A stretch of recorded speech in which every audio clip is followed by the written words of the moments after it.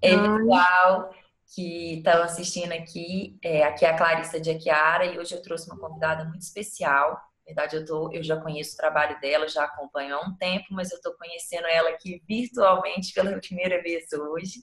Então, estou super feliz.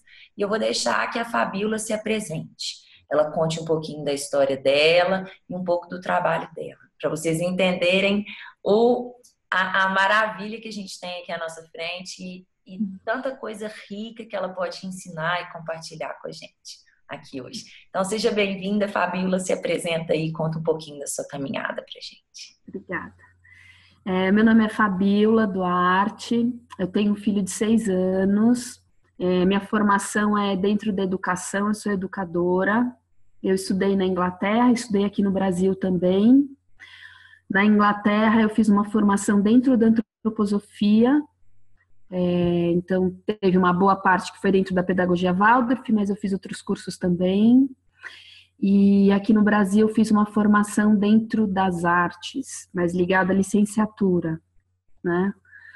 A comida sempre foi o interesse que permeou todas as minhas formações. Eu sempre dava um jeito de inventar uma pesquisa ligada à comida dentro do que eu estava estudando. E a comida sempre foi uma coisa que foi muito... Era uma pedra fundamental, assim, na minha infância.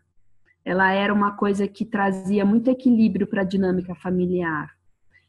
E no meio do que era a dinâmica familiar, então me saltava aos olhos quando a comida estava presente, positivamente no meu caso. Apesar de eu ser da década de 80, e a maior parte das pessoas da década de 80 não tinha uma experiência tão positiva, porque já desde a década de 70, mais ou menos, tem essa pressão de que criança saudável é criança que come tudo, que tem que raspar o prato.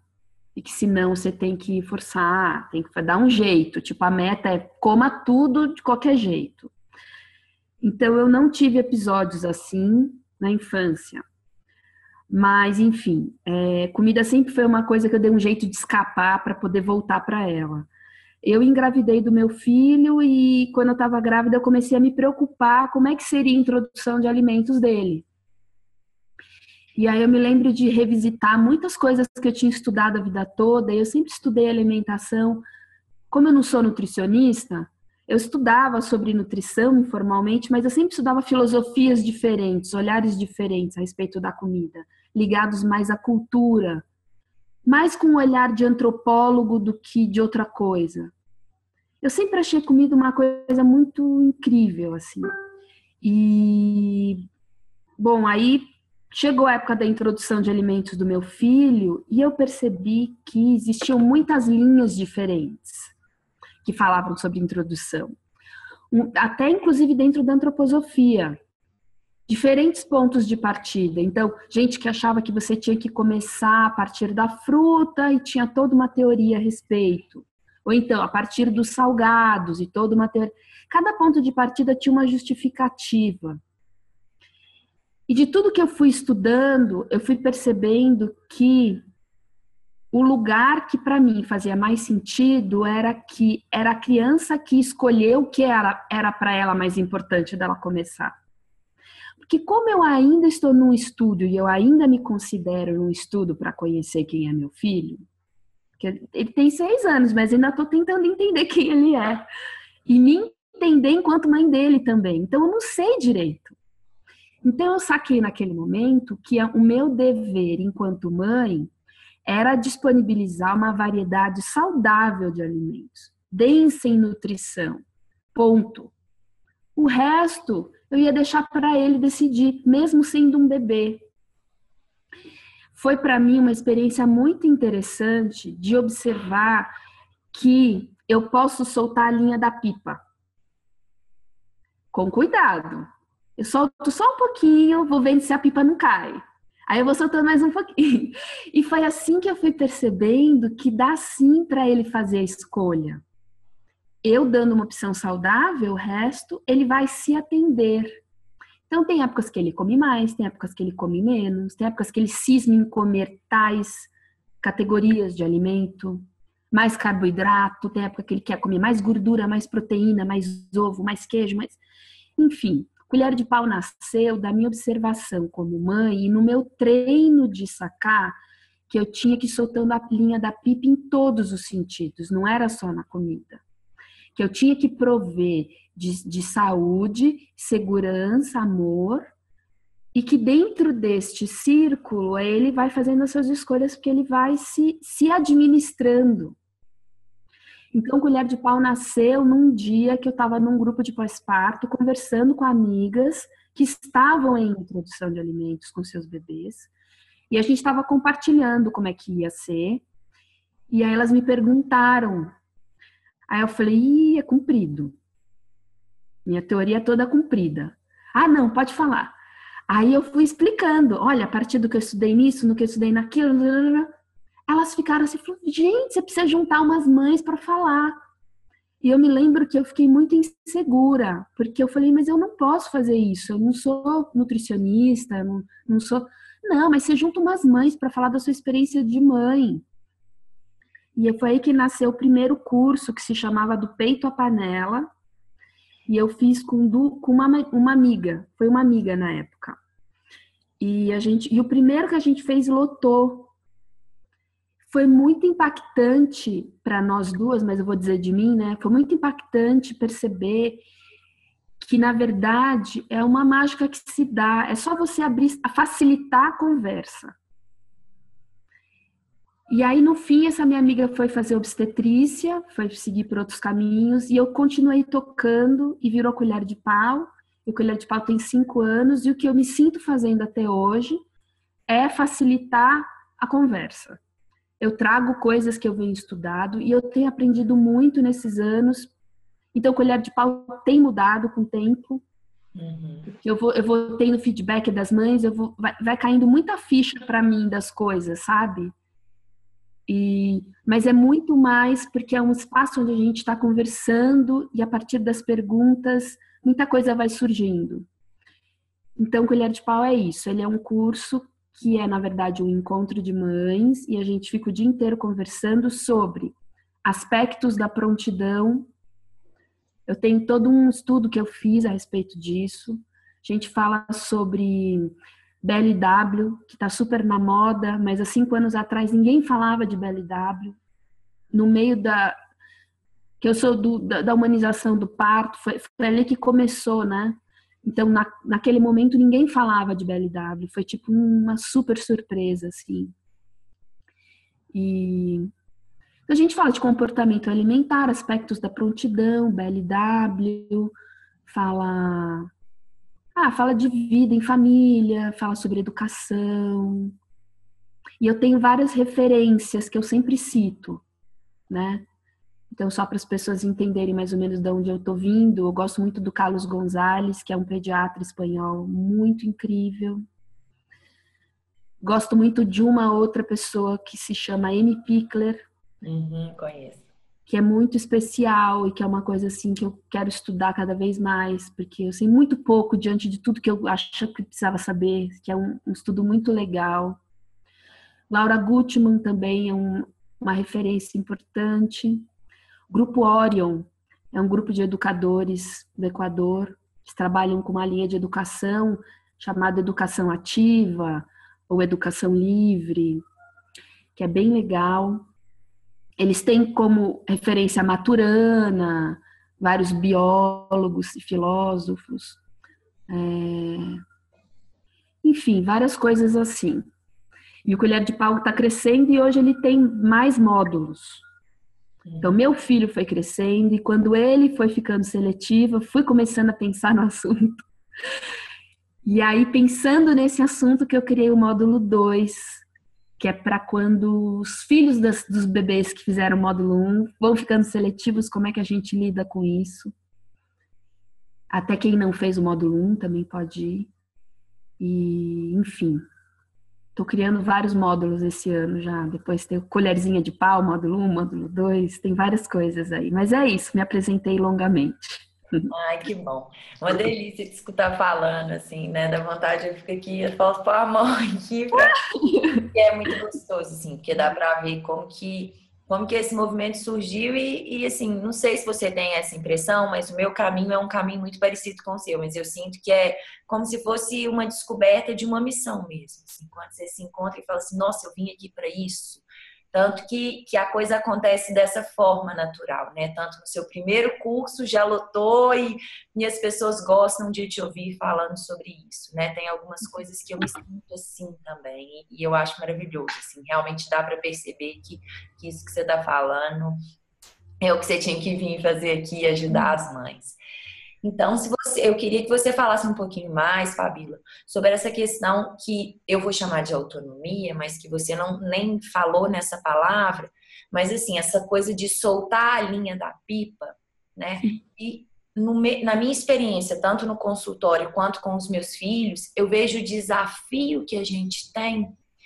Eu tenho como mãe, e posso falar por algumas clientes que eu já escutei falando também, em soltar essa criança, sabe assim?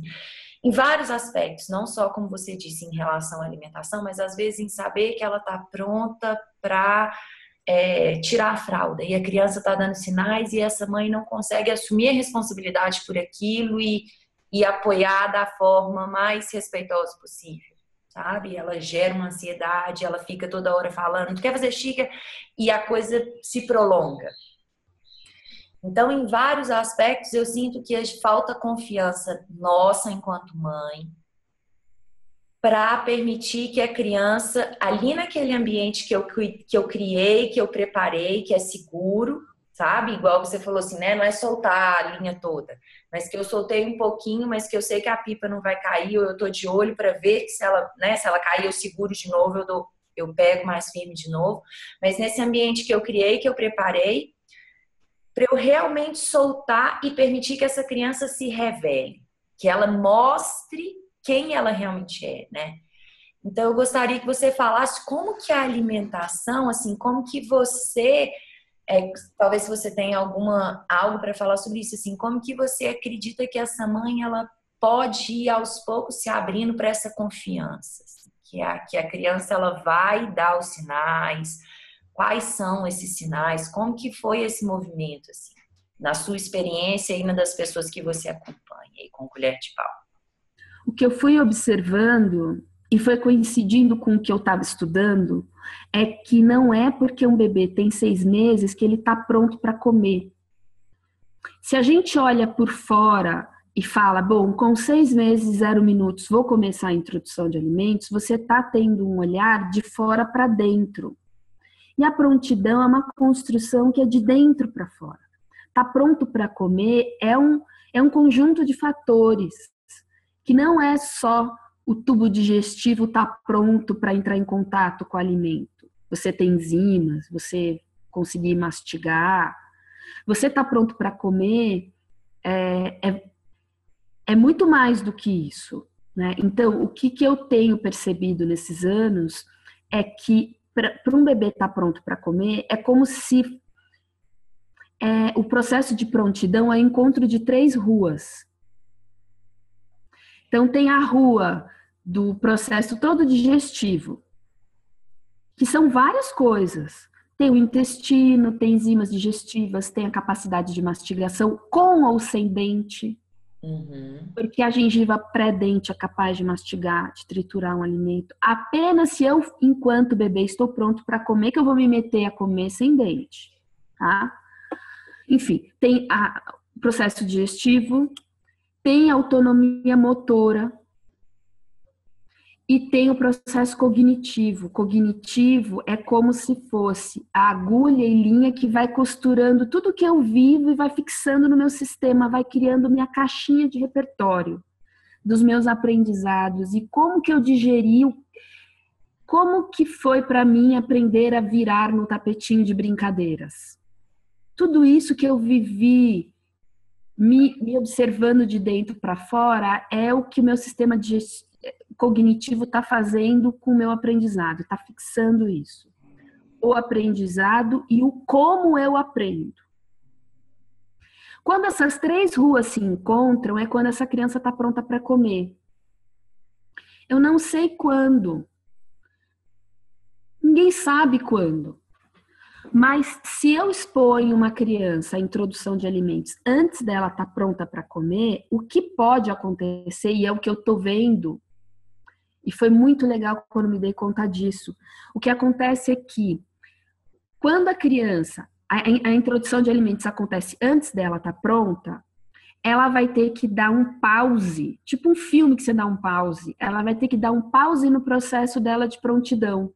Que esse processo elaborado, sofisticado, profundo, cheio de camadas. Ela vai dar um pause lá para poder investir em adaptação aqui. Porque eu não dou conta de fazer duas coisas intensas ao mesmo tempo. Eu investindo em me adaptar, eu dou um pause na prontidão. Então tá pausado lá. Me adaptei à comida. Então comecei a comer. De repente, eu paro de comer. E aí, retomo aqui, dou um play nos meus processos todos de prontidão. Então, é um clássico que eu vejo há anos. Mas por que você começou a introdução de alimentos? Eu comecei porque meu filho tinha 6 meses, ou porque ele sentou, porque não sei o quê. Aí essa criança começa a comer, a coisa engata e ele para. Sempre isso acontece. Aí ele para, o que acontece? A mãe, ou o pai, ou os cuidadores, sem saber exatamente o que está acontecendo, falam, meu Deus, meu filho estava comendo, estava dando certo. O que eu fiz de errado? Vou pôr mais sal, vou pôr mais açúcar. Ou então, eu vou distrair ele enquanto ele come. Ou então, aí começa um braço de ferro, que de modo geral começa suave, mas cada estratégia que eu invento para que meu filho coma tem prazo de validade. Então, ela vai durar pouco tempo de eficácia. E daqui a pouco eu tenho que inventar um novo jeito de fazer meu filho comer. E em resumo da ópera, o que acontece é que comer em família fica sendo eu dar um jeito do meu filho comer. Eu preciso dar um jeito desse menino comer. A família fica com essa meta. Preciso dar um jeito desse menino comer. Pronto. E não. Ninguém precisa dar um jeito de alguém comer. Alguém come porque precisa comer. Porque comer é gostoso, porque eu preciso me alimentar e porque comer em família é amoroso. Mas essa criança não vai conseguir retomar esse processo de prontidão, que é dessas 3 ruas. Porque ela está tentando se adaptar a esse braço de ferro com a família. E o jogo fica só assim. Você faz eu comer e eu aguento um pouco, daqui a pouco eu canso e quero retomar meu processo profundo de prontidão. Aí eu paro. Aí daqui a pouco vem outra estratégia. Isso a longo prazo pode virar um drama familiar. Pode virar uma criança de 5 anos que só come comida branca, por exemplo. O que acontece então é que essa criança, quando está há muito tempo num embate, tentar retomar seu processo, mas ficar lidando com a insistência, o que acontece é que chega uma hora ela fica ultra seletiva. A seletividade é eu criança, aqui está o meu prato, que é o meu território do comer. Chega uma hora, a única coisa que eu dou conta de fazer é assim. Eu fico afastando interferências. Isso que é uma criança seletiva. Ela fala, não, eu não quero isso. Não, eu não quero aquilo. Não, eu não quero aquilo outro. Não, eu só quero isso. É meio que, pelo amor de Deus, eu só dou conta de me relacionar com 1 grão de ervilha. Porque eu preciso de menos para poder me vincular. E eu preciso de tempo para poder me vincular. E eu preciso de paz e silêncio para poder retomar meu processo, que eu estou há anos tentando, pelo amor de Deus, me deixa em paz. Então, na verdade, uma criança muito seletiva é uma criança que está há muito tempo tentando retomar o processo dela. E aí a família precisa, quando consegue, olhar para isso e parar de intervir no prato dessa criança. Enfim, aí tem todo um trabalho que eu desenvolvo que é individual com cada caso, né? Mas só para dizer que a maior parte das crianças que eu observo nesses 5 anos, do Colher de Pau, que já foram umas 2.000 pessoas que fizeram, eu fico em contato um tempo com as mães. Então, a minha estatística de observação, não é científico, é de observação, é que a maior parte dos bebês engata comer com mais ou menos 8 meses, 7,5, 8 meses. É quando ele começa a comer assim, com propriedade. E quando eu fui estudar a história da introdução de alimentos, eu fui ver que, na história, os bebês, de fato, começavam a comer com mais ou menos 8, 9 meses. Era quando eles saíam do peito, que era em livre demanda até essa fase, e atacavam a comida da família. E aí tem tudo a ver com tudo que eu sempre achei mais incrível. Para um bebê comer, ele precisa atacar a comida. Se eu sou a pessoa que dou a comida para um bebê porque ele não está pronto para comer, porque ele é um bebê que não se sustenta, porque ele não está pronto para comer. Estar pronto para comer é eu ser um ser que dá conta da minha estrutura física. Porque eu preciso dar conta da minha paixão. Eu, quando me mobilizo na direção do que eu quero, na hora que eu consigo, eu vinculo com o segmento com prazer. Isso é fisiológico, você tem banho de mielina, você tem vários processos que acontecem. Então, só para concluir essa pergunta sobre autonomia, a gente tem que lembrar que nós somos mamíferos. Os filhotes mamíferos, quando vão comer, gatinho, cachorrinho, lobinho, leãozinho, só vão comer quando eles vão com as próprias patinhas até o alimento. Você não vê no mundo dos mamíferos filhotes eles recebendo comida na boca. Só os passarinhos recebem. Então, é isso que eu quero dizer. Não sei quando, mas é muito legal essa criança ter oportunidade de construir a autonomia dela integralmente, em todas as camadas, para ela ir na direção do alimento, quando ela despertar um interesse. Porque eu, movido pela curiosidade, vou com muito mais vontade. E aí, quando eu consigo, é tipo uma explosão de prazer. Claro. E a criança, ela é regida por essa força da imitação, né? O fato dela ver esse adulto comendo e tendo prazer em comer e se relacionando e sentado à mesa, ela vai querer fazer parte daquilo, ela vai se interessar, ela vai em direção. Assim como tudo.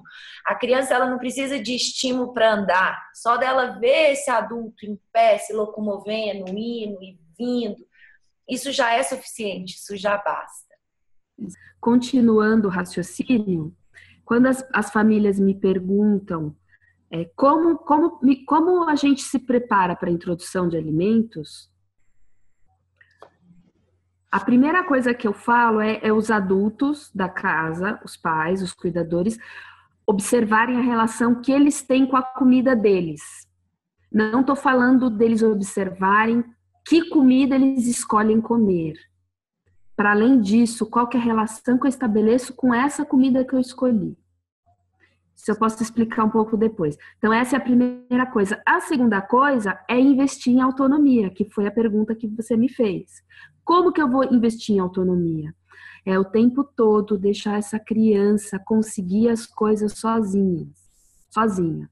Então, se ela está no tapete de brincadeira, ela sozinha pega o brinquedinho que ela está tentando pegar. O máximo que eu faço é ser o calço que ela precisa para ela conseguir. Porque tudo que ela quer é conseguir sozinha. A gente sempre deve ser parceiro e estar amorosamente presente ali, acompanhando. Mas se uma criança está, por exemplo, tentando virar no tapetinho e está irritada, eu pego e viro ela, eu tiro ela da irritação, mas ela ainda se deve conseguir virar. Quando ela consegue virar, ela tem uma descarga de hormônios de prazer e ela vincula esse conseguimento com prazer. Só que esse período que ela ficou tentando virar, ela esteve numa coisa que o pessoal da educação ativa chama de autopoiese. Aprendi com o grupo Orion isso. Autopoiese, o que é? Um termo que vem da biologia. Autopoiese tem a ver com as células, é a estrutura da vida. é o processo de repetição que se dá em cada célula que faz com que mantenha a vida da célula. Vida é isso, repetição. De tanto repetir, nasce uma nova célula. No desenvolvimento infantil, a autopoiese é de tanto essa criança ficar uma semana tentando virar e repetindo esse ensaio, chega uma hora que ela consegue. Durante a autopoiese, o que eu fui percebendo na minha observação com os bebês, tudo, é que a criança fica num profundo estudo de si mesma, sobre sua potência. Então, eu quero pegar aquele brinquedinho, mas eu não sei como que eu vou fazer isso, eu só sei que eu quero muito. Então, eu vou tentar, ai, não consigo, volto. Vou tentar, ai, não consigo, volto. Esse vou tentar, ai, não consigo, volto é, meu Deus, olha o meu tamanho, olha o quanto eu dou conta. Já saquei a minha proporção. Para eu conseguir o novo, eu vou ter que inventar um novo braço. Eu vou ter que inventar uma nova habilidade. Toda vez que uma criança consegue uma coisa sozinha, é muita clareza sobre as suas possibilidades futuras de conseguimento. Ela pega gosto. Crescer é isso.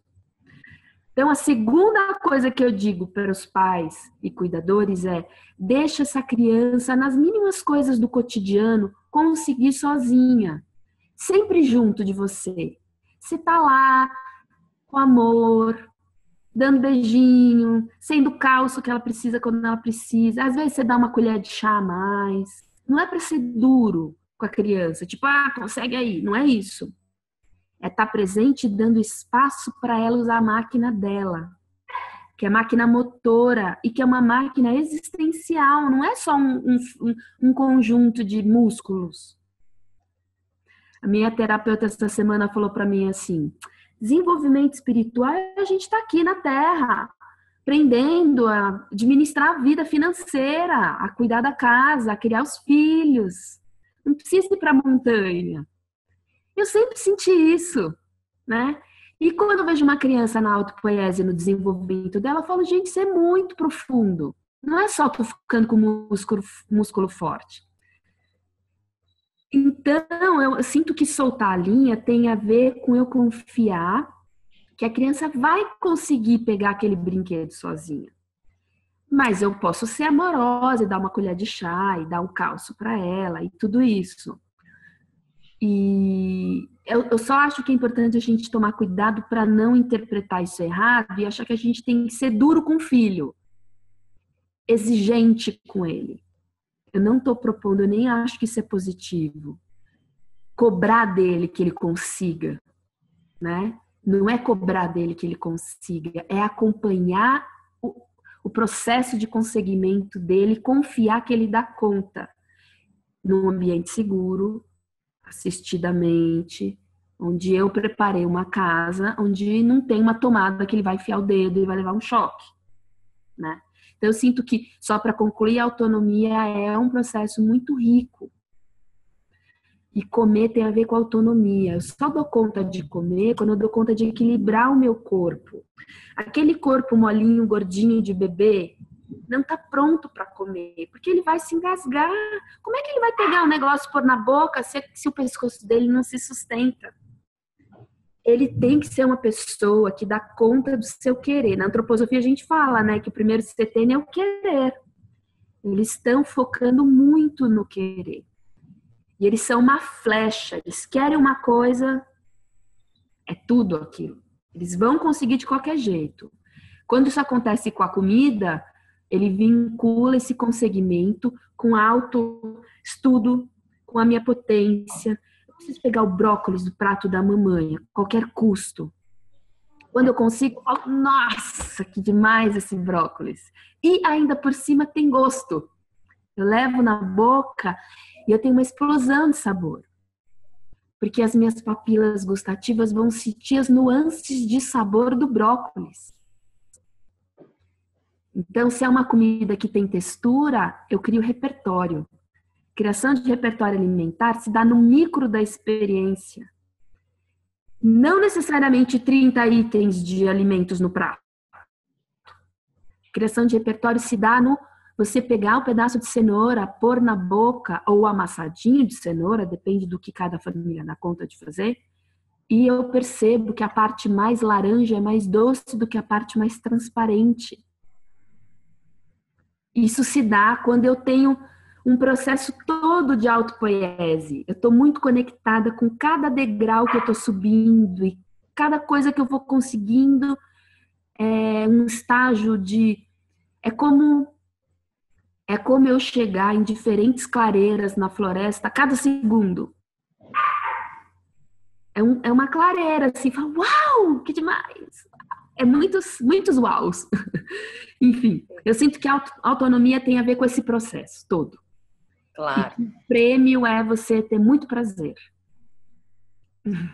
E eu sinto que, assim, né, esse processo, quando ele é respeitado, a gente pode falar, assim, dos inúmeros benefícios que isso tem para o desenvolvimento futuro desse ser, assim, né, que é um ser que teve essa vivência de uma forma tão respeitosa, tão próxima, né, sobre o olhar, a tutela desse adulto que está ali atento, que é esse calço que você falou, né, usando esse termo que você usou, mas assim, que é esse calço e que está ali e que está disponível e que cuida e que prepara.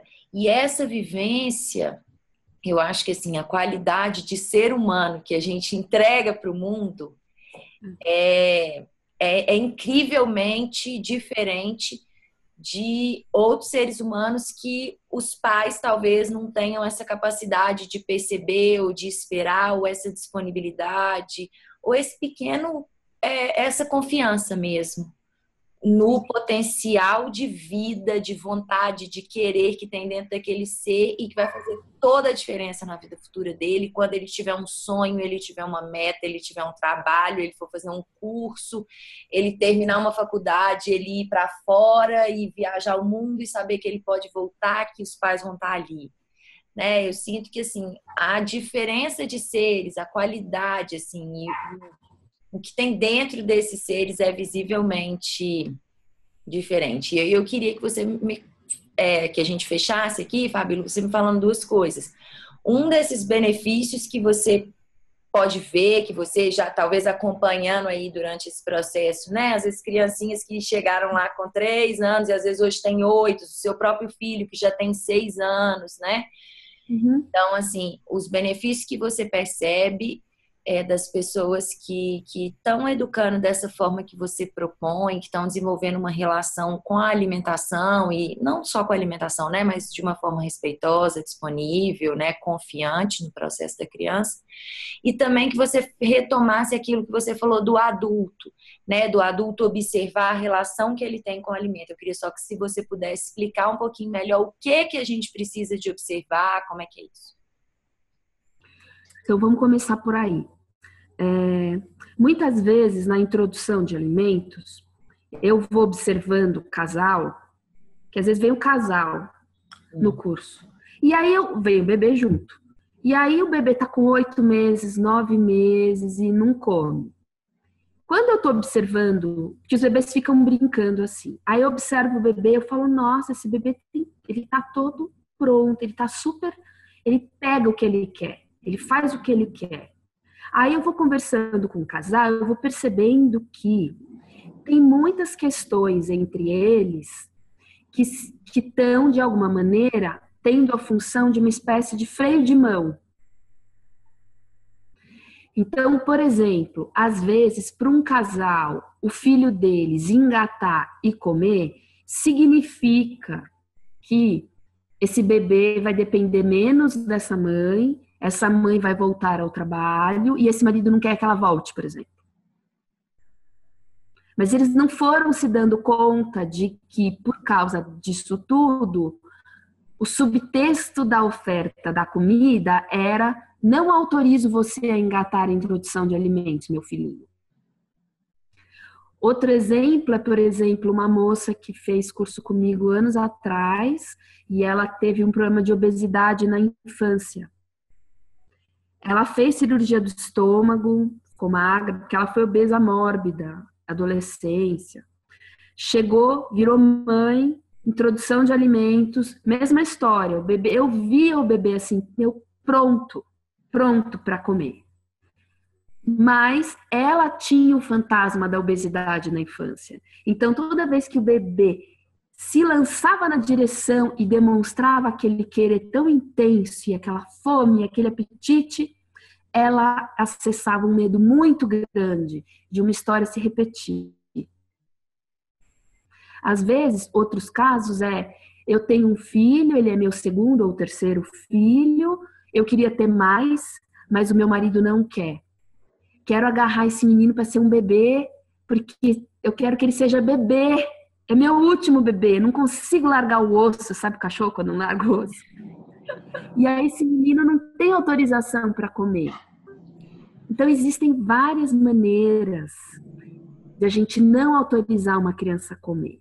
Então o trabalho é eu proporcionar uma vida onde essa criança treine autonomia assistida e amorosa comigo, com meu marido, com minha avó, com a minha mãe, com a minha sogra.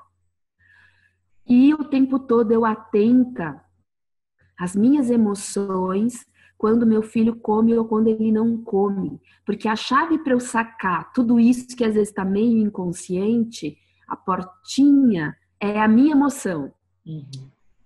Eu investigar que emoção eu tenho quando ele não come. E me fazer perguntas, mas por que essa emoção? Depois vem outra, e por que a outra? Nessa cadeia de perguntas, eu vou chegar numa resposta que está lá no fundo, né? Enfim, então é observar essas questões e observar a relação que eu tenho com a minha comida, né? Se eu faço uma comida muito técnica, difícil das pessoas gostarem. Comida técnica é uma comida que tem vitamina A, vitamina B, vitamina C, vitamina Z, F, X. Que não é uma comida que eu fiz porque eu quero que seja muito gostosa. É uma comida que eu falo, preciso fazer uma comida técnica. Mas ninguém suporta, nem eu. Não vai rolar. Eu tenho que ser técnica na hora de comprar. Depois eu coloco tudo na despensa, na geladeira, e na hora de fazer, eu vou fazer uma comida gostosa. Mesmo que seja simples. Mas a minha intenção é compartilhar um alimento gostoso, saboroso, amoroso, que eu fiz com o mínimo de presença, mesmo que eu não tenha tempo. Melhor fazer um ovo mexido com presença do que ficar desesperado para ser assim uma bela Gil, assim, fazer uma performance culinária e ficar tenso fazendo aquilo. Não dá certo. Então eu sinto que é isso. A gente tem que ficar o tempo todo se observando. O que eu observo... Desculpa, fala. É bem legal isso que você falou, assim, porque no começo dessa conversa você falou da Laura Gutman, né? Assim, então eu sinto que essa conexão mãe-filho, ela traz essa clareza muito forte. Eu também é uma das minhas fontes de inspiração é ela, assim. E essa conexão com o bebê, né? E tudo que esse bebê traz à tona de uma forma tão às vezes não tão clara para a mãe, né? Porque tá ali no inconsciente dela e às vezes ela não consegue perceber com tanta clareza, mas esse trabalho de observar o bebê é uma coisa que eu sempre trago no meu trabalho. Que essa observação que você falou, eu observo o bebê, vejo o que ele está trazendo, ou a criança, vejo o que ela está trazendo à tona, e naturalmente eu parto para uma busca interna, de perceber a correspondência daquilo, tudo que ele está trazendo, através de pequenos sinais, com todo o amor e confiança que ele tem em mim, né? Através dessa projeção, desse espelhamento, ele vai me mostrar algumas questões que estão aqui no meu inconsciente. E essas questões são extremamente importantes para a gente realmente vivenciar essa relação de uma forma mais consciente, mais profunda, né? E aproveitar essa grande oportunidade que as crianças trazem para a gente de se conhecer, né, de descobrir aí, de trazer luz para coisas que às vezes estavam lá e que a gente ia demorar tanto tempo para descobrir sozinha e que a gente teve essa bênção de receber esses filhos tão amorosos, tão confiantes na gente, né?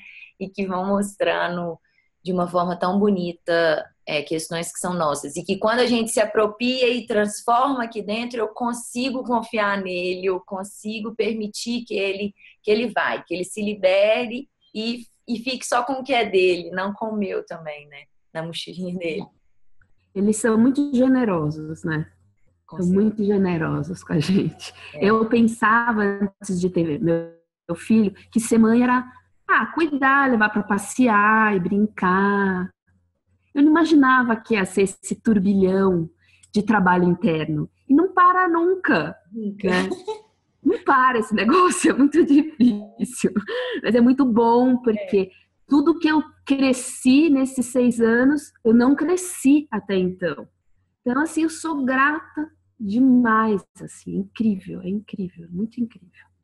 Mas o que eu observo nas crianças que seguem um caminho, assim, que os pais seguem um caminho de apostar na autonomia e na potência da criança e deixar ela, em outras palavras, é de não ficar direcionando a criança, de proporcionar uma vida interessante e deixar ela ir migrando de tema e deixar ela treinar autonomia. O que eu vejo é que são crianças que estão ficando, dessas que eu fui vendo crescer, né?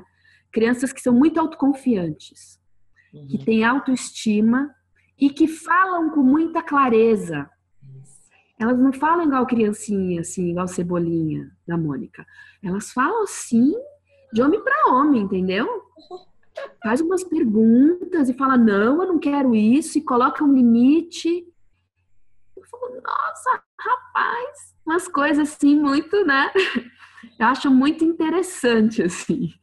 É isso mesmo, assim, quando eu, né, proponho algumas coisas para os pais dentro disso que a gente está conversando e falo assim, olha, você não tem ideia da autoconfiança, é exatamente essas 3 palavras, autoconfiança, autoestima, e a gente fala isso, parece que é uma coisa pequenininha, assim, autoconfiança e autoestima, mas como você foi falando de uma forma muito clara, assim, muito detalhada, é impressionante o quanto que esse processo ele é rico, né? Ele é rico para as crianças que vão se apropriando do próprio corpo, que vão se apropriando da linguagem, né? De tudo, das emoções, do pensar, né? Um pensar livre, criativo, uma criança segura que sabe expressar a raiva né? Enfim, sabe expressar tudo que ela está sentindo, não é tão reprimida, bloqueada, assim, igual a gente, né? São crianças que falam de homem para homem mesmo, que estão aí para se mostrar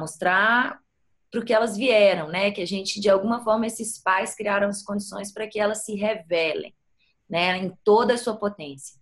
Então, eu sinto que é bem por aí o caminho. Estou muito, muito agradecida, até arrepiada aqui com essa nossa conversa. Fiquei muito feliz de te conhecer e de poder escutar um pouquinho melhor, deu uma clareada, assim, acho que vai poder ajudar muita gente essa conversa. Espero que seja assim uma pontinha para muitas mães irem buscando esse universo, né, da maternidade, da maternagem consciente, enfim, de aprofundar nessa relação, que é uma relação que eu falo que em nenhum outro momento da minha vida eu cresci tanto e eu tive tanta sede, tanta vontade de crescer, porque eu acho que a gente deixa de fazer também só por nós, porque por nós só a gente ficou postergando tanto tempo, mas na hora que você vê um ser ali te imitando, confiante, né, seguindo seu exemplo, você fala assim, puxa vida, não dá mais para eu postergar esse tal de olhar para dentro, né? Não dá para distrair mais.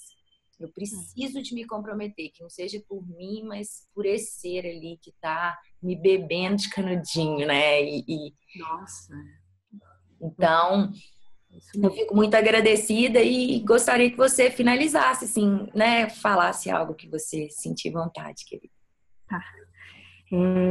Então, para finalizar, o que eu sinto também de resultado é que na relação que essas crianças têm com a comida, elas também estão muito autoconfiantes. E elas vão se regulando. Eu disponibilizo uma variedade saudável de alimentos. Essa é a minha responsabilidade. Aí eu deixo para ela escolher. E ela vai atender a sua demanda. Legal. E é incrível, porque às vezes dá medo. Falam, nossa, mas esse menino tá cismado de comer abóbora, só abóbora. Ou só quer comer, sei lá, ovo. Ou, sei lá. Mas aí, quando eu testo e falo, vou deixar, o que acontece é que ele passa uma fase comendo só isso e daqui a pouco ele come outras coisas. Então, o que eu tô querendo concluir é que também confiar que ele vai escolher o que ele tá precisando comer é importante para ele confiar em se escutar, porque comer saudável é comer o suficiente, não é comer tudo que está no prato. E que comer saudável é eu comer antenado com a minha necessidade. Então, tudo isso para concluir que o Colher de Pau é um projeto ligado à comida. Eu falo de educação, a gente falou de tanta coisa. E é isso mesmo que é o Colher de Pau, né? É a gente ficar falando da vida, tudo. Mas depois eu tenho que lembrar que o tema é comida, e aí é isso. No fim dá tudo certo, eles ficam assim, ótimos. Eles vão comendo o que precisa, quando não tem fome não come, quando tem fome come, e vão fazendo escolhas, e eu vou trabalhando com limites quando precisa, e a gente vai numa valsa, numa escuta, e enfim, é muita coisa para falar, né? Mas eu aprendo muito, e eu aprendo muito com as mães. E eu sou muito grata a todos os relatos, as histórias que elas contam das infâncias delas, cada história emocionante, assim, é um presente, assim. Então, também sou grata de você ter me convidado, fico bem feliz. Que bom. Vou te conhecer e tomara que a gente se veja um dia pessoalmente por aí. Com certeza. Que bom. Muito obrigada, então. Obrigada a vocês aí que estão assistindo. Espero que vocês também tenham se beneficiado dessa conversa tão gostosa. Obrigada mais uma vez, Fabíola. Eu que agradeço. Até a próxima. Muito sucesso com Colher de Pau. Eu vou deixar os seus contatos aqui para quem quiser te procurar, né? Saber onde que vai acontecer. Acontece não só aí. Você mora em Botucatu? Não, eu moro em Itupeva, mas eu dou cursos em várias cidades. Então, joia. Então, quem quiser acompanhar a agenda, eu vou deixar aqui o endereço do seu site, seus contatos. Tá bom? Um beijo, querida. Até a próxima. Beijo. Tchau. Tchau.